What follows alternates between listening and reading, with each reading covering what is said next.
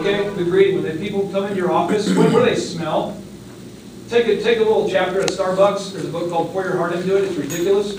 Awesome book. Pour your heart into it. He says this: smell, sight, sounds, ambiance. Smell, sight, sounds, ambiance. And because it's the third place, it's not home, it's not work, the third place, people are willing to pay $4 a cup for the real estate. $4 a cup for the real estate.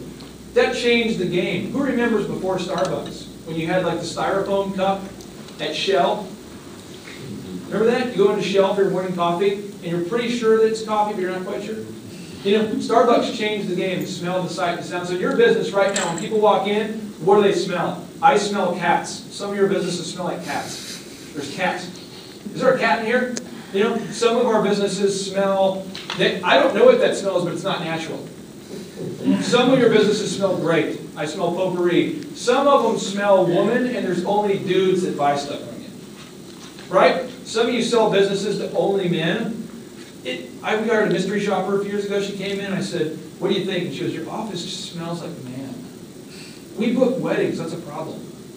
You know? What do you mean? I mean, it just smells like the absence of an aroma. You know, I kept hearing this from brides. You know, we create a different smell. So that's what you think about it. The bakery, it smells a certain way. Starbucks makes coffee every few hours to make that smell. They choose the music. There's a guy whose job, my aunt works in Seattle to do this. She chooses exactly what the images look like and what music is played. I mean, there's somebody whose full-time job is to create the music. So just think about that, okay? The next thing here, your sales presentation. Is it random? Do you tell your people, well, just kind of do what works best for you? Because if it's common sense, it's not common, and if they're supposed to do their best, they will not. So, okay, the key is on your sales presentation, can you teach somebody to do it verbatim within 5 days? If you can't, do another one. If you can't teach them how to do it verbatim within 5 days, it's bogus. If it takes you 4 years to learn the system, you got to do something else. Okay, moving forward here. Does your presentation add value?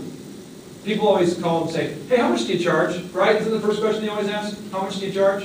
Who here gets that question? What do you charge? What do you charge? I even asked that guy at the software pack, what do you charge? Why? Because I don't know anything about it. I don't want to seem like a complete moron, so I don't want to say, well, you do C++ or, you know, I don't know what to ask. So I just had to ask, what do you charge? Because I don't know enough to not sound like an idiot. So I just asked that question. So when people ask that, you can't answer you can't give them the answer right away. Right? Let's give an example. Ice in the Top Bakery, how can I help you? Yeah, what do you charge? Our prices start at $400. Are you kidding me? Next call. Right? So you have to say, what are you looking for out of your cake? Can you describe for me in a perfect world what you're looking for out of your cake? And then they'll explain to you, and then now you can add value. And, okay. The next thing we're moving on here is, does your sales presentation end with a call to action?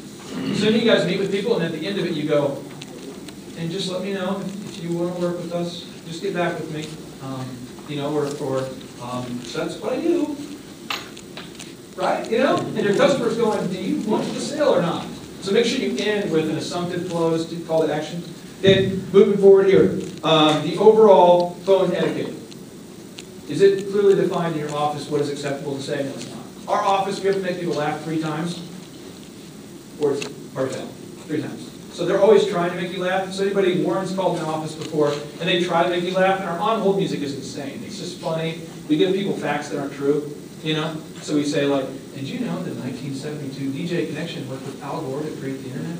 Did you know that, you know, and people just, the cumulative effect, they start laughing, and the guy on the phone's always messing with them, and it's good stuff, okay? But it works for our business. On-hold music, what does it sound like? Okay? Some of you guys put them on hold, what do they hear? Nothing? Party foul. It's not super expensive to do that, but you want to create the ambiance. You want to look big before you're big, so you'll get big.